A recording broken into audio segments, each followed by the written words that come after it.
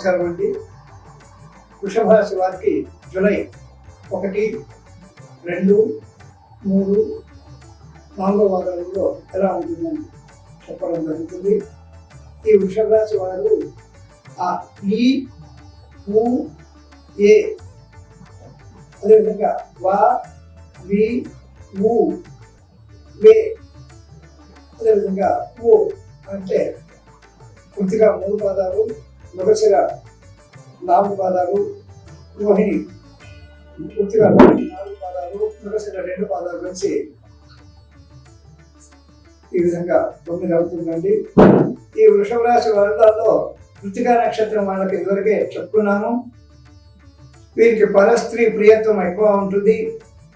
కీర్తి కాముకులు, అదేవిధంగా వీళ్ళు కృతజ్ఞతా లక్షణం ఎక్కువ ఉంటుందండి. వీరికి కృతజ్ఞతా లక్షణం ఉంటుంది. ఈ నక్షత్రంలో పుట్టినటువంటి వాళ్ళు హుందాతనము, అహం ఎక్కువ, ఎవరికి తల ఉంచని పరిస్థితి ఉంటుంది. అదేవిధంగా రోహిణి నక్షత్రంలో పుట్టినటువంటి వాళ్ళు నిశ్చలమైనటువంటి మనసుతో ఉంటారు.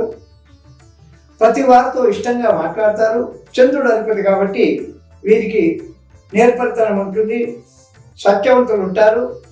వీరు ధనమంత ఆసక్తి, మంచి స్నేహితం గురించి ఆసక్తి కలవాలని ఉంటారు.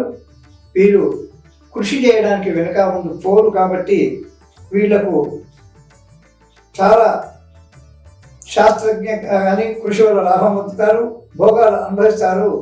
కాబట్టి ఈ రోహిణి నక్షత్ర జాతకులకు ఈ విధంగా ఉంటుందండి. మరి మృగశిర నక్షత్రంలో పుట్టినటువంటి వాళ్ళు చపల చిత్తులుగా ఉంటారు. యుక్తి పనులు, వారి యొక్క రహస్యాన్ని ఇతరులకు చెప్పని లక్షణాలు ఎక్కువ ఉంటాయి వీళ్లకు.